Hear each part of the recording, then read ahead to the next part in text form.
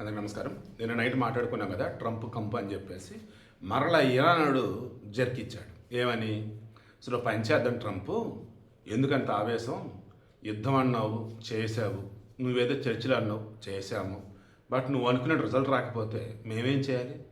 మేము మనుషులమే, మాది ఓ దేశమే, మాకు ఉంటే కొన్ని కమిట్మెంట్స్, అవన్నీ దాటుకొని నువ్వు చెప్పినట్టు చేయాలంటే మీకు గంగిరెద్దుం కాదు కదని చెప్పేసి వాళ్ళని ఇక నువ్వు ఏదైతే ప్రపోజల్ పెట్టావో అవన్నీ ఆలోచిద్దాం.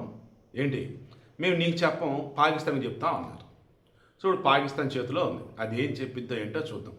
అగైన్ ఈరోజు మార్కెట్లు న్యూట్రల్గానే ఉండే ఓ రకంగా కొంచెం పెరిగాయి. ఈలోపు బంగారం ఏమైంది? బంగారం కొంచెం పెరిగింది. వెండి కదల్లా, ప్లాటినం కదల్లా. దెన్ ప్లాటినం వచ్చి 10 గ్రాములు 61,060 రూపాయలుగా ఉంది. తర్వాత వెండి వచ్చి కేజీ 2,75,000 రూపాయలు ఉంది. నెక్స్ట్ బంగారం పెరిగింది, 10 గ్రాములు 330 రూపాయలు పెరిగింది, 1,52,460. బంగారం వచ్చేసి 22 క్యారెట్ గోల్డ్ 300 రూపాయలు పెరిగింది 10 గ్రాములకి, 1,39,750. దెన్ 18 క్యారెట్ గోల్డ్ వచ్చేసి 200 రూపాయలు పెరిగింది 10 గ్రాములకి, 1,14,340గా ఉంది.